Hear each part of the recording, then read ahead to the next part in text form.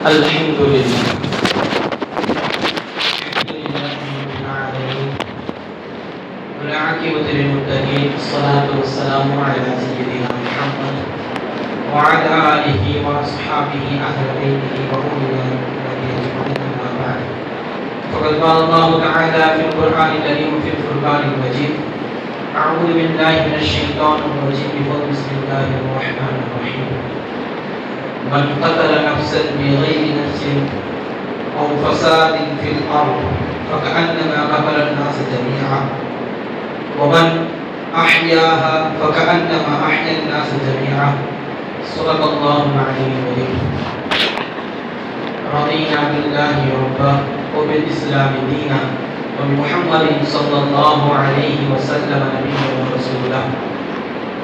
எல்லா புகழும் புகழ்ச்சியும் நம் அனைவரையும் படைத்து நமக்கான ரிஸ்குகளை அழகான முறையில் தள்ளி கொடுக்கக்கூடிய அல்லாஹ் ஒருவருக்கு உண்டாவதாக அவருடைய சாந்தியும் சமாதானமும் நம் மேலான ஹபீபே முஹம்மது ரசூலுல்லாஹ் ஸல்லல்லாஹு அலைஹி வஸல்லம் அவர்கள் மீதும் நாயகத்தின் அடிச்சுவடுகளை இன்னளவு கூட பரடாமல் அப்படியே பின்பற்றின அந்த உத்தம சத்திய சஹாபாக்கள் அவர்களுக்கு பின்னால் வந்த தாபிஈன்கள் தபா தாபிஈன்கள் இமாம்கள் முஹத்திஸீன்கள் முஃபக்கிஹீன்கள் இங்கு அமர்ந்திருக்கும் உலகத்தில் வாழக்கூடிய முக்மீனான முஸ்லிமான ஆண் பெண்ணின் மீது அல்லாஹ்வின் சாந்தியும் சமாதானமும் என்றும் குறைந்து நிறைவாக உண்டாகுமாக ஆமீன். என்னுடைய உரையை ஆரம்பம் செய்வதற்கு முன்னால் இஸ்லாத்தின் காணிக்கையான சலாத்தினை அதற்கு பதிலை எதிர்பார்த்தவராக தங்களுக்கு முன்னால் சமர்ப்பணம் செய்கின்றேன். அஸ்ஸலாமு அலைக்கும் வரஹ்மத்துல்லாஹி வபரகாத்துஹு. அல்ஹம்துலில்லாஹ். கண்ணியத்திற்குரியவர்களே, காஷ்மீரில் தீவிரவாதிகளுடைய தாக்குதல் நாம் எல்லாம் செய்திகள் வழியாக ஊடகங்கள் வழியாக தினந்தோறும் அதை அசை போட்டுக் கொண்டே இருக்கின்றோம், பார்த்து கொண்டே இருக்கின்றோம். இந்த தாக்குதல்கள் நடக்கின்ற பொழுது எப்பொழுது போல் இஸ்லாமிய போபியோ என்று சொல்லும் அளவுக்கு இஸ்லாமியர்கள் தான் இதற்கு காரணம் என்கின்ற அந்த ஒரு விஷயத்தை கொண்டு வந்து வைத்து விட்டார்கள் பாசிசவாதிகள். பொதுவாகவே ஒரு இனத்தை அழிப்பவனுக்கு மதமோ இனமோ மொழியோ எதுவும் தேவையில்லை என்பதுதான் யதார்த்தமான உண்மை. உலகளாவிய அளவில் இஸ்லாமியர்களுடைய பெயர்களை தீவிரவாதிகள் என்கின்ற அந்த அடைமொழியை வைக்க ஆரம்பித்து விட்டார்கள். அது சினிமாவிலிருந்து, ஊடகத்திலிருந்து, அரசியலிருந்து அவர்களுடைய ஆதாயத்திற்கும் அவருடைய முன்னேற்றத்திற்கும் இஸ்லாமிய தீவிரவாதிகள் என்கின்ற பெயர் ரொம்ப தேவைப்படக்கூடியதாக இருக்கிறது. ஒரு புறம் அது இதுவரைக்கும் யாரு செய்தார்கள் என்கின்ற சரியான தகவல்கள் இல்லாத பொழுது ஒரு விஷயம் நடைபெற்றவுடன் அங்கு பேசக்கூடிய முதல் வார்த்தை இஸ்லாமிய தீவிரவாதிகள் இதை செய்து விட்டார்கள் என்பதுதான். முதலில் இஸ்லாம் இதை ஆதரிக்கிறதா என்கின்ற கோணத்தில் பார்க்க வேண்டும். ஏன்னா இஸ்லாமை பற்றி உண்டான பின்பம் ஒரு பிற மத மக்களிடத்திலே கொண்டு போய் சேர்க்கும் அளவுக்கு நம்மிடத்தில் அதற்கு உண்டான மார்க்கத்தை பற்றி உண்டான புரிதல் நம்மிடம் இருக்கிறதா என்றால் நிச்சயமாக கிடையாது. ஏன்னா இஸ்லாம் என்பது வாளால் பரப்பப்பட்ட ஒரு மார்க்கம் என்பதை தொடர்படியாக சொல்லிக் கொண்டே இருக்கிறார்கள்.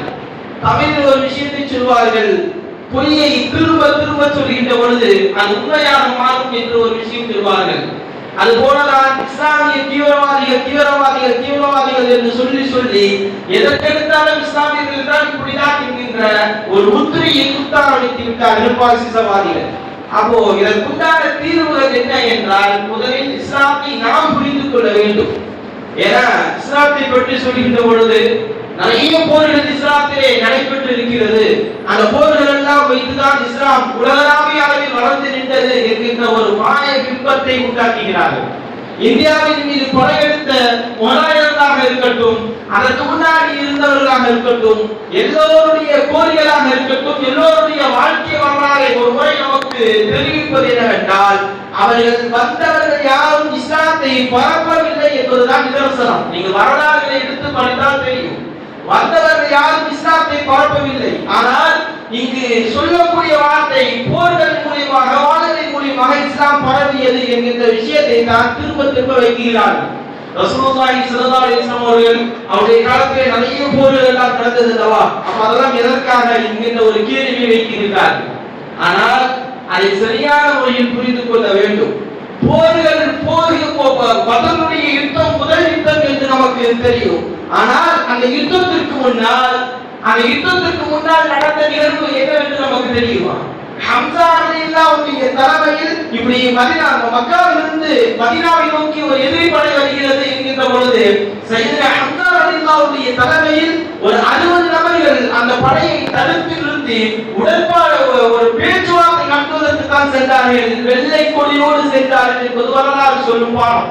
அதற்கும் யுத்தத்திற்கான வேலை இங்கு இல்லை. அங்கு அவர்கள் அதை தாண்டி இங்கு இஸ்லாமியர்களை அழைக்கக்கூடிய சூழல் வருகின்ற பொழுதுதான் அதை எதிர்த்துதான் இஸ்லாம் நின்றதை தவிர முதல் கட்ட பேச்சுவார்த்தை தான் அங்கு நடந்தது. வரலாறுகளை தெரிந்து கொள்ள வேண்டும். அதே போல போர்கள் நடந்தது என்ற விஷயங்களை திரும்ப திரும்ப சொல்கிறார் அல்லவா? அந்த போர்களுடைய வரலாறுகளை மிக முக்கியமாக நாம் தெரிந்து கொள்ள வேண்டும். போர்களுக்கு போகக்கூடிய சஹாபாக்களிடம் முத்து முஹம்மது ரசூலுல்லாஹி ஸல்லல்லாஹு அலைஹி வஸல்லம் அவர்கள் சொல்லி தந்த ஒழுக்கங்கள் என்ன தெரியுமா? எக்காலத்தை கொண்டும் பெண்களை துன்புறுத்த கூடாது, பெண்களை கொலை செய்யக்கூடாது, குழந்தைகளை கொலை செய்யக்கூடாது, மரங்களை வெட்டக்கூடாது, நிழல் தரும் மரங்களை வெட்டக்கூடாது, ஒரு குருவி கூடாக இருந்தாலும் அதை கலைக்க கூடாது, பிற மத வழிபாட்டு தலங்கள் இருந்தால் அதை தொடவே கூடாது என்பதுதான் இஸ்லாம் சொல்லி தந்த விஷயம். இதற்கு ஏராளமான உதாரணங்களை நாம் என்ன பண்ணிட்டு போறாங்க, சொல்லிட்டு போயிட்டே இருக்கலாம். இஸ்லாமியர்கள் வென்ற இடங்களில் ஆயிரக்காலத்தில் இருந்த கோயில்கள் இன்னும் அப்படியே தான் இருந்து கொண்டிருக்கிறது. எதுவும் சிதைக்கப்படவில்லை, இடிக்கப்படவில்லை. காரணம், பிற வழிபாட்டு தலங்களை இடிப்பதை ஒருபோதும் இஸ்லாம் அனுமதித்தது கிடையாது என்பதுதான் நிதர்சனம். போருக்கு போகிற சஹாபாக்களுக்கு ரசூலுல்லாஹி ஸல்லல்லாஹு அலைஹி வஸல்லம் அவர்கள் சொல்லி தந்த அது ஒழுக்கங்களில் ஒன்று பிற வழிபாட்டு தலங்களை இடிப்பது கூடாது. அதை இடிப்பது கூடாது. செய்தனா உமர் ரலியல்லாஹு அன்ஹு கூட ஒரு சர்ச்சில் தொழுகை சொல்லிட்ட பொழுது கூட அவர்கள் தொழுகை மறுத்தார்கள். காரணம், அது பின்னாட்களில் பிரச்சனையாக வந்துவிடும் என்று. இதுதான் இஸ்லாம் நமக்கு சொல்லி தந்தாது. அப்படி இருக்கின்ற பொழுது தீவிரவாதத்தை இஸ்லாம் ஆதரிக்கிறது என்ற கோணத்திலே இன்று பல செய்திகள் வெளியிடாங்க. இஸ்லாம் அழகாக சொல்லி தருகிறது இந்த சமூகத்தை மனிதனாக வாழ்வதற்கு. இஸ்லாம் மட்டும்தான் சொல்லி தருகிறது ஒரு மனிதன் மனிதனாக வாழ்வதற்கு என்ன விஷயம், எப்படி வாழ வேண்டும், மனிதனாக வாழ்வதற்கு, மனிதாபிமானத்தோடு வாழ்வதற்கு இஸ்லாம் மட்டும்தான் கற்றுத் தருகிறது. அல்லாஹ் தஆலா குர்ஆனில் அழகாக நமக்கு சொல்லி தருவான். மன் கதல நஃப்ஸன் பிகைரி நஃப்ஸின் அவ் ஃபஸாத ஃபில் அர்ض் ஃபகஅன்னமா கதல الناس ஜமீஆ. ஒருத்தன் அநியாயமா ஒரு உயிரை கொலை செய்யறான் தெரியுமா? அல்லாஹ் தஆலா சூரத்துல் மாயிதால அழகா சொல்லி தருவான். ஒருவன் அநியாயமாக ஒருவரை கொலை செய்வது ஒரு சமூகத்தையே கொலை செய்வதற்கு சமம் என்று அல்லாஹ் சொல்லி காட்டுகிறான். தேவையில்லாமல் ஒரு உயிரை எடுப்பதற்கு யாருக்கும் அனுமதி கிடையாது. ஒரு கொலை செய்வது என்பது ஒருத்தரை நம்ம கொலை செய்யறோம் அல்லவா? ஒருவரை கொலை செய்வதற்கு நிகழ்ந்த தெரியுமா? ஒரு சமூகத்தையே கொலை செய்வதற்கு சமம். அதனால இஸ்லாம் தடுத்து இருக்கிறது. அடுத்த வார்த்தை அல்லாஹ் நமக்கு அழகாக சொல்லி தருவான். மோகன் அஹ்யா ஃபகஅன்னமா அஹ்யன் நாஸ் ஜமீஆ. ஒருவரை வாழ வைத்தால் ஒரு சமூகத்தை வாழ வைத்தவன் போல ஆவான் என்று குர்ஆன் அழகாக நமக்கு சொல்லி தருகிறது. அப்போ ஒருவரை கொலை செய்வது ஒரு சமூகத்தை கொலை செய்வது மட்டுமல்ல, ஒருவரை வாழ வைப்பது ஒரு சமூகத்தை வாழ வைப்பது என்கின்ற ஒரு அழகான விஷயத்தை இஸ்லாம் நமக்கு சொல்லி தந்திருக்கிறது. ஆனால் இந்த காலம் முழுவதும் நாம் சொல்லிக் கொண்டேதான் இருக்கிறோம், காலம் முழுவதும் இதை பேசிக் கொண்டேதான் இருக்கிறோம். ஆனால் இதை நம்மால் மாற்றி அமைக்க முடியவில்லை என்பதுதான் நிதர்சனமான உண்மை. இதுவரைக்கும் நம்மளால் மாற்றி அமைக்க முடிஞ்சிருக்குங்களா? பேசுவதை மாற்றி அமைக்க முடிஞ்சிருக்கிறா? ஊடகங்களை மாற்றி அமைக்க முடிஞ்சிருக்கிறா? அரசியல்வாதிகளுடைய வாயிலிருந்து வருவதை மாற்றி அமைக்க முடிகிறா? சினிமாக்கள் எதிரையுமே மாற்றி அமைக்க முடியவில்லை. ஏன் என்று ஒரு காலம் சிந்தித்து பார்த்திருக்கிறோமா? என்னைக்காவது சிந்திச்சிருக்கிறோமா? போராட்டங்கள், ஆர்ப்பாட்டங்கள் எல்லாம் நாம் நடத்துகிறோம். இந்த சமூகத்தை போல் போராட்டங்களும் ஆர்ப்பாட்டங்களும் செய்தவர்கள் யாரும் இல்லை என்பதுதான் நிதர்சனமான உண்மை. ஏதோ ஒரு சமூகத்திற்கு பிரச்சனை என்றாலும் இந்த சமூகம் களத்தில் இறங்கி போராடும் என்பதுதான் நிதர்சனமான உண்மை. ஆனால் இந்த சமூக சமூகத்தின் மீது தொடர்ந்து தீவிரவாதிகள் என்கின்ற முத்திரை குத்தப்பட்டுக் கொண்டே இருக்கிறது. அதை துடைப்பதற்குண்டான வழிவகைகளை நாம் எங்கு செய்திருக்கிறோம்? எங்க செஞ்சிருக்கிறோம்? இந்த திருப்பூருடைய நிலவரங்களை நம்ம என்னைக்காச்சும் யோசிச்சிருக்கிறோமா? நம்முடைய மஹல்லாவிலேயே நிறைய பட்டதாரிகள் இருக்கிறார். இந்த மஹல்லா நிறைய பட்டதாரிகள் இருக்கிறார். யாராவது கிட்டத்தட்ட ஒரு 20க்கு மேற்பட்ட பட்டதாரிகள் இருக்கிறாங்க. எம்பிஏ முடிச்சவங்க எல்லாம் இருக்கிறாங்க. அது எந்த பட்டதாரியுமே அரசு துறைக்குள் போக வேண்டும் என்கின்ற எண்ணம் யாருக்குமே கிடையாது. அரசு துறைக்குள் போவதற்கு ஏதாவது ஒரு அரசாங்க உத்தியோகத்திற்குள் இஸ்லாமியர்கள் இருக்கிறார்களா என்றால் ஏதோ ஒரு மூலையில் ஏதோ ஒரு நபர் என்கின்ற அடையாளத்தோடு தான் இருக்கிறோமே தவிர எத்தனை நபர்கள் இஸ்லாமியர்கள் அரசு துறைக்குள் இருக்கிறோம் சிந்திச்சு பாருங்க. ஏதோ ஒரு இது நம்ம யாருன்னு ஒரு நிரூபிக்கணும் அப்படின்னா எங்க இருக்கணும்? அதிகாரம் எங்க இருக்க வேண்டும்? பாகிஸ்தானிகளுடைய 100 வருஷ திட்டம் என்று பேசுகிறோம் அல்லவா? இந்தியாவை மொத்தமாக கைப்பற்றி விட்டார்கள் பாகிஸ்தானிகள். 100 வருடத்துடைய அஜெண்டாவை நிறைவு செய்து கொண்டிருக்கிறார்கள் என்றெல்லாம் பேசுறோம் அல்லவா? அந்த 100 வருடம் அவருடைய கருத்து என்ன தெரியுமா? அவன் அரசு துறைக்குள் அவன் ஆட்களை நிரப்ப வேண்டும். அதுதான் அவருடைய அஜெண்டா. 100 வருஷங்களில் அவன் போராட எல்லா துறைகளிலும் ஆட்கள் இருக்கிறார்கள். இந்த வக்ஃபுடைய திருத்த சட்டத்தை பற்றி நம்ம எல்லாம் பெருசா போராட்டம் நடத்துறோம் அல்லவா? இந்த போராட்டம் நடத்துகின்ற பொழுது முக்கியமாக ஒரு விஷயத்தை நாம் சொல்லிக் கொண்டு இருப்போம். மாநில அரசாங்கத்துடைய உரிமையை பறித்து மாவட்ட ஆட்சியாளருடைய கையில் அந்த அதிகாரத்தை கொடுப்பதுதான் இங்கு வருத்தம் என்பதுதான் நம்ம சொல்லிட்டே இருக்கக்கூடிய ஒரு விஷயம். ஆட்சியாளர் யார் வேணா வருவாரு. அவர் ஒரு பள்ளிவாசலை நிர்வகிக்கிறது எப்படி சரியானதா இருக்கும்? அது சரியானதா இருக்காது என்றெல்லாம் பேசுகிறோம் அல்லவா? ஆனால் இந்த ஆட்சியாளருடைய இதிலேயே எத்தனை ஆட்சியாளர்கள் இஸ்லாமியர்களாக இருக்கிறாங்க அப்படின்னு யோசிச்சு பாருங்க. எத்தனை பேர் சொல்ல முடியும்? இந்திய அளவுல யாராவது ஒவ்வொருடைய பேர் சொல்லுங்க. இங்க இருக்கோம்ல நம்மளுடைய 38 மாவட்டங்கள் இருக்குல்ல, இந்த மாவட்டங்கள் ஏதாவது ஒரு ஆட்சியாளர் இஸ்லாமியர் சொல்லிட முடியுமா? இந்திய அளவுல இந்த வருஷம் ஆட்சியாளர்களுடைய அந்த இது வெளியே வந்திருக்குல்லவா? அந்த எக்ஸாம்ல எத்தனை இஸ்லாமியர்களுடைய பெயர்கள் வெளியே வந்திருக்கு? எத்தனை பேர் ஆட்சியாளராக மாவட்ட ஆட்சியாளருக்கான ஒரு கலெக்டருக்கான படிப்பை முடித்திருக்கிறாங்க? உயர் நீதிமன்றங்களில் எத்தனை நபர்கள் நீதிபதிகளாக இருக்கிறாங்க? இன்னைக்கு நீதி கிடைக்கலன்னு சொல்றோம் அல்லவா? எத்தனை நபர்கள் நம்முடைய குழந்தைகளை அதற்குண்டான தயாரிப்புகளோடு ஏற்படுத்தி இருக்கிறோம்? கிடையாது அல்லவா? ஒரு +2 முடிச்சிட்டாக்கா கம்பெனி வேலைக்கு தான் போய் கம்பெனி இருக்குது, இந்த கம்பெனி வச்சு கொடுக்கிறோம், நீ கம்பெனியை பாருன்றோம். அதுவா முன்னேற்றம்? இந்த சமூகத்திற்கு கல்வி அவசியம். கல்வியை அசலாக ஆக்கிய மார்க்கம் இஸ்லாம். முதல் வார்த்தை கல்வியோடு ஆரம்பிப்பது குர்ஆன். கல்வி அசல். கல்வியை கற்றுக் கொடுத்த மார்க்கத்தில் இருந்து கொண்டு கல்வியை பரலாக்கப்பட்ட கடமையாக்கப்பட்ட ஒரு மார்க்கத்தில் இருந்து கொண்டு கல்வி அறிவில் பின்னோக்கி இருப்பது மிகப்பெரிய ஒரு பாதிப்பு என்பதை நம்ம உணராமல் இருக்கிறோம். எந்த துறையிலும் இஸ்லாமியர்கள் இல்லை. இஸ்லாமியர்களாக ஒரு சில நபர்கள் இருக்கிறாங்க, ஆனா இஸ்லாமியர்களாக இல்லை. அதுவும் ஒரு பாதிப்பு. மார்க்கத்தோடு உள்நுழையக்கூடிய நபர்கள் எத்தனை நபர்கள் நம்ம இங்கு உருவாக்கி இருக்கிறோம்? ஒரு வழக்கறிஞர்களாக எத்தனை வழக்கறிஞர்கள் குறிப்பிட்டு சொல்லிவிடலாம்? இவ்வளவுதான் இல்ல.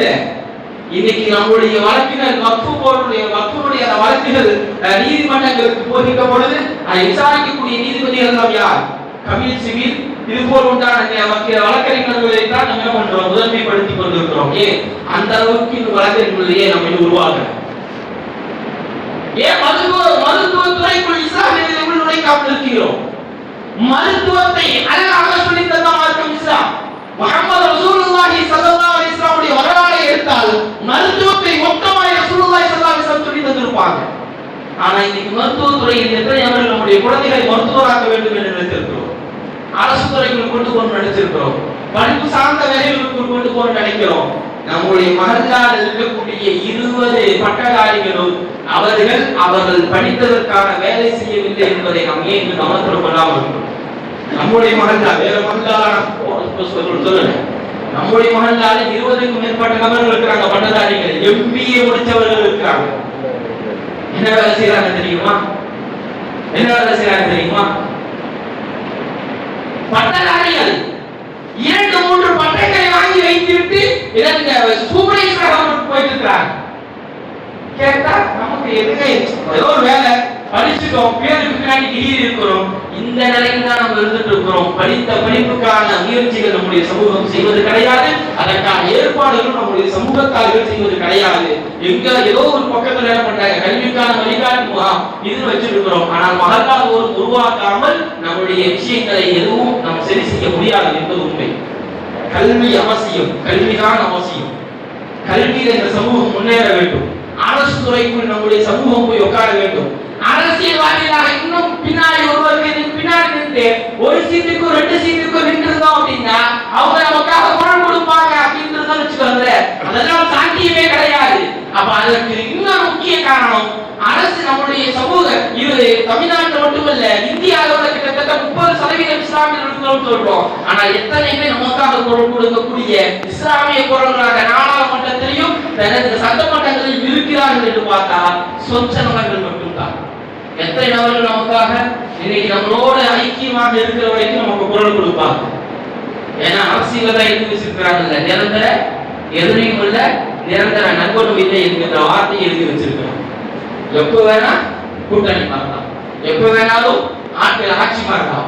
அப்படி இருக்கின்ற பொழுது நமக்காக யார் குரல் கொடுப்பது? அரசியலுக்குள் இஸ்லாமியர்கள் பாகம் நுழைக்க வேண்டும், தடை பதிக்க வேண்டும், அரசியலுக்குள் நுழைய வேண்டும். அரசியல் நுழையாமல் எதுவுமே பட முடியாது. ஏன்னா ஏன் சொல்றது தெரியுங்களா, நம்முடைய குழந்தைகளை அரசியல் பேசுவதற்கு நம்ம விடுறது கிடையாது. அரசியல் பேசாத தேவையில்லாத வேலை, அரசியல் சாக்கடை. அழகான அரசியலை சொல்லி தந்த மார்க்கம் இஸ்லாம். ஆனால் நம்ம இன்னைக்கு அரசியலை சொல்வதற்கு பேசுவதற்கு நம்முடைய குழந்தைகள் விடுறதே கிடையாது. இதெல்லாம் ஆதங்கம். இதெல்லாம் அரசியலுக்குள்ளும் அரசு உத்தியோகத்துக்குள்ளும் நாம் செல்லாத வரை நம் மீது உண்டான கலங்கங்களை ஒருபோது போக்க முடியாது என்பதுதான் உண்மையான விஷயம். படிப்பும் அரசியலும் ரொம்ப முக்கியம். அரசியலுக்குள் வர வேண்டும், சரியான அரசியலுக்குள் வர வேண்டும். அரசியல் சாக்கடைன்றோம். நம்மளுடைய சத்தாவுடைய வரலாறை இன்று வரைக்கும் பேசுகிறார்கள். மகாத்மா காந்தியிடம் கேட்ட விஷயம், யாருடைய ஆட்சி? உமருடைய ஆட்சி வந்தால் இந்தியா வல்லரசாகும் என்றார் மகாத்மா காந்தி. சமீபத்தினுடைய ஒரு சுதிசிவம் ஆன்மீக பேச்சாளர் சுதிசிவம் கேட்கிறார், ஆன்மீக ஆட்சி என்றால் எந்த ஆட்சி வந்தால் இந்த நாடு உருப்பிடும் என்கின்ற பொழுது உமருடைய ஆட்சி, அரபுலகத்துடைய மன்னன் உமருடைய ஆட்சி வந்தால் இந்த நாடு முன்னேறும் என்கிறார் சுதிசிவம். நடிகர்கள் எத்தனை பேர் சொல்கிறார், ஏன் இந்த உலகத்திற்கே அழகான அரசியலை கற்றுக் கொடுத்தது இந்த மார்க்கம் தான். இந்த மார்க்கம் தான் அழகான நெறிமுறைகளை சொல்லி தந்த மார்க்கம் இது. ஒரு தலைவர் என்றால் எப்படி இருக்க வேண்டும், தொண்டர் என்றால் எப்படி இருக்க வேண்டும், அவருக்கு உண்டான வழிவகைகள் என்ன, எப்படி ஒரு அரசியலை இயக்க வேண்டும் என்பதை இஸ்லாம் அழகாக சொல்லி தந்தது. ஆனால் அந்த அரசியலில் இன்னைக்கு இந்த சமூகம் இருக்கிறதா என்றால் நிதர்சனமாக ஓப்பனா சொல்லணும் அப்படின்னா இஸ்லாமிய கட்சிகள் அந்த நிலையில் இல்லை என்பதாக தான் தோன்றும். அடுத்தவருக்கு பின்னால் போய் நிற்கக்கூடிய சூழல், நமக்கு என்ற ஒரு அடையாளத்தை இழந்து நிற்கக்கூடிய சூழல். அதனால் யாரோ ஒருவர் நம் மீது சுமக்கக்கூடிய பலியை கூட நம்மளால் குறை தெரிய முடியாத ஒரு அவலத்திற்குள் இந்த சமூகம் நிற்கிறது என்பதுதான் உண்மையான விஷயம். இதை மாற்றி அமைக்க வேண்டும். காலத்திற்கு உண்டான தேவை, காலத்திற்கு உண்டான தேவை. வெறும் சும்மா பயான்களில் வெறும் இது மட்டும் பேசி போறது சும்மா பயான்கள். இந்த சமூகத்திற்கான மாற்றங்கள் சும்மாவிலிருந்து உண்டாக வேண்டும் என்பதற்காகத்தான் இங்கு நான் சொல்கிறேன், கல்வியும் அரசியலும் தான் இந்த சமூகத்தை மாற்றியமைக்கும். சரியான கல்வி, அந்த கல்வி படித்த என்ன படித்திருக்கிறாங்களோ அதற்கு உண்டான வேலைகள், அரசு துறைக்குள் வேலைகள், பெரிய பெரிய பொறுப்புகள் இஸ்லாமியர்கள். நமக்கு 3% இடஒதுக்கீடு தமிழகத்தில் இருக்கிறது. ஆனால் 1% கூட இஸ்லாமிய இளைஞர்கள் அரசு துறைக்குள் இல்லை என்பது மிகப்பெரிய வருத்தத்திற்குரிய விஷயம். 1% கூட இல்லை, 3% இருக்கு. நம்மளுக்கு 3% இருக்கு. அதை நிரப்பமாக செய்திருக்கிறோமா? இன்று வரைக்கும் சமீபத்துல +2 முடிச்ச மாணவன்கிட்ட அடுத்து இந்த குரூப் 1 குரூப் 2 இதெல்லாம் எக்ஸாம் வந்துச்சுனாக்கா அதுக்கான அப்ளை பண்றா, அதுக்கான என்ன இது இருக்கு, என்ன ப்ராசஸ் இருக்கு, எப்போ வரும் அப்படின்றதெல்லாம் கொஞ்சம் கலெக்ட் பண்றா அப்படின்னாக்கா அதற்கு அப்படின்னா என்னன்னு கேட்கலாம். அப்படின்னா என்ன இந்த குரூப் 1 குரூப் 2 என்ன, அந்த எக்ஸாம் என்ன அப்படின்னு கேட்கலாம். குரூப் 1 எக்ஸாம் இது என்ன, 2 என்ன, 3 என்ன, 4 என்ன, இது இந்த எக்ஸாம் எழுதுனா என்ன துறைக்குள்ள நம்ம போவோம், அது உண்டான இதெல்லாம் என்ன, சத்தியமா நம்ம சமூகத்தில் பெரும்பாலான நபர்களுக்கு தெரிவது கிடையாது. ஏன்னா நம்முடைய மாணவர்கள், நம்முடைய இளைஞர்கள் எல்லாம் நம்ம சர்வசாதாரணமா கலந்துட்டு இருக்கிறோம். கணிதத்திற்குரியவர்களே, நீங்கள் நினைவுபடுத்திக் கொள்ளுங்கள். இன்னைக்கு நம்ம இதெல்லாம் சாதாரணமாக பார்த்துக் கொள்ளலாம் என்று கடந்தால் நாளை வருகின்ற சமூகத்தை நம்மளுடைய குழந்தைகள் சரியான முறையில் நடக்க முடியாத, எதிர்கொள்ள முடியாத சூழலுக்கு தள்ளப்படும் என்பதுதான் இன்றைய இயல் இந்தியாவுக்கு சொல்லக்கூடிய பாடம். அடுத்து வரக்கூடிய சூழல் சாதாரணமானதாக கிடையாது. வக்ஃபுடைய பிரச்சனை முடிப்பதற்கு ஒரு இது, அடுத்தடுத்து அதை சரி செய்வதற்கு ஒரு இது என்று இஸ்லாமியர்கள் மீது அடுத்தடுக்காக அடுத்தடுத்த தாக்குதல்களை நடத்துவதற்கு பாகிஸ்தான் தயார். எதிர்கொள்வதற்கு இந்த சமூகத்தில் போராட்டங்களும் ஆர்ப்பாட்டங்களும் தவிர வேறு எதுவும் இல்லை என்பதுதான் உண்மை. வெறும் போராட்டமும் ஆர்ப்பாட்டமும் மட்டும் நமக்கு வெற்றி அல்ல. நான் எப்பொழுதும் சொல்லியிருக்கிறேன், போராட்டங்கள் ஆர்ப்பாட்டங்கள் தேவை. அதை விட நமக்கான அதிகாரம் ரொம்ப ரொம்ப தேவை. நமக்கான அதிகாரத்துக்கு நம்முடைய குழந்தைகளை கொண்டு வாருங்க. பிளஸ் டூ முடிஞ்சிருச்சுன்னா அடுத்து அவங்களை என்ன துறைக்குள் கொண்டு போகலாம்னு சொல்லி பெற்றோர்கள் யோசிங்க. பிளஸ் டூ எக்ஸாம் முடிஞ்சிருச்சு, மார்க் எடுக்கிறாங்க, அடுத்து அவங்க எந்த துறைக்குள்ள கொண்டு போகலாம், என்ன படிக்க வச்சு இந்த துறைக்குள்ள இவங்களை கொண்டு போய் சேர்க்கலாம் என்பதை திட்ட வைங்க. எந்த கம்பெனிக்கு சேர்த்தா எவ்வளவு சம்பளம் கிடைக்கும், பீஸ் ரேட்டா அல்லது இந்த ரேட்டான்னு சொல்லி அதற்குள்ள உங்களுடைய குழந்தைகளை கொண்டு போகாதீங்க. நாளைக்கு தலைமுறையை சரியான முறையில் வளர்த்துடுங்க. நீங்கள் ஒரு குழந்தைக்கு கொடுக்கக்கூடிய மிகப்பெரிய கிஃப்ட் ஒன்று ஒழுக்கம், இரண்டாவது கல்வி. அதுதான் அறிந்தவரும் அறியாதவரும் சமமாவார்களா என்று அல்லாஹ் கேள்வி எழுப்புகிறான். காரணம், அறிந்தவர்கள் உயர்ந்தவர்களாக அல்லாஹ் ஆக்கி வைத்திருக்கிறார். அறிந்தவர்களுக்கு தான் அல்லாஹ் அறிவு கொடுக்கிறான், அந்த அதிகாரத்தை கொடுக்கிறார். அப்போ படிப்பு இருந்தால் மட்டும்தான் அதிகாரம், படிப்பு இருந்தால் மட்டும்தான் அதிகாரம். அதிகாரத்திற்கு இந்த சமூகம் போக வேண்டும். ஒரு சமூகத்தை சரியான வழிநடத்துவதற்கு கல்வி அவசியம், அரசியல் அவசியம். இரண்டையும் நம்முடைய குழந்தைகளுக்கு சொல்லிக் கொடுங்க. சரியானதை தேர்ந்தெடுக்க வைங்க. அதே போல் ஒற்றுமையாக ஒரே நிலைக்கு நிலுங்க. ஏன்னா இந்து வரைக்குமே இவ்வளவு பிரச்சனை ஆயிடுச்சு இல்ல, வஃபுடைய பிரச்சனை இருக்குது. அதுக்கு மேல சிஏ, என்ஆர்சி, என்பிஆர், அந்த சட்டம், முத்தலாக்குடைய சட்டம், எத்தனை சட்டம் வந்துருச்சு இல்ல. இந்த சமூகத்தின் மீது எத்தனை அழுத்தம் இருக்கு. அடுத்த சட்டத்திற்கான வேலையை ஆரம்பிச்சுட்டாங்க. என்னது, மதமாற்ற தடை சட்டம் என்கின்ற ஒரு சட்டத்துக்கு உண்டான வேலைகள் ஆரம்பிச்சிட்டாங்க. இது வெளிரங்கமா பார்க்கும்போது மதம் மாறக்கூடாது அவ்வளவுதானே அப்படின்னு சொல்லி நம்ம மேலோட்டத்தனமா பார்த்தோம் அப்படின்னா, அது மதம் மாறின அத்தனை பேருக்கும் ஆப்படிக்கக்கூடிய ஒரு சட்டம் அடுத்து வேலைகள் ஆரம்பிக்கப்பட்டு பாகிஸ்தான் அரசாங்கம் அதற்கு உண்டான வேலைகளுக்கு தயாராயிருச்சு. சரி, நம்ம என்னப்பா தயாராயிருக்கிறோம் அப்படின்னா, நீ பெரியவனா நான் பெரியவனா, விரல் ஆட்டுறது பெருசா விரல் ஆட்டாம இருக்கிறது பெருசா, தொப்பி போறது பெருசா தொப்பி போடாதது பெருசா, மொழு ஓதலாமா மொழு ஓதக்கூடாதா, இப்படியே இந்த சமூகத்தை பேசி பேசி பேசி சின்னமாகிடுச்சு இந்த சமூகம். யாரு பெரிய அப்படின்ற அந்த நிலைக்குள்ளதான் இருக்குமே தவிர இந்த சமூகத்திற்கான அழுத்தமான பதிவுகளை இந்த சமூகத்திற்கு நாம் படித்திருக்கிறோமானா நிச்சயமா கிடையாது. நம்முடைய குழந்தைகளுடைய முன்னேற்றத்திலும் சரி எதிலுமே நம்ம ஏதாவது சூழல் கொண்டு போயிருக்கோமானாக்கா நிச்சயமா கிடையாது. இங்க எல்லோரும் முஸ்லிம்கள் என்கின்ற அதை குறிப்புக்குள் இந்த சமூகம் வருவது கிடையாது. ஏன்னா அவன் முஸ்லீம், அவன் காபீர்.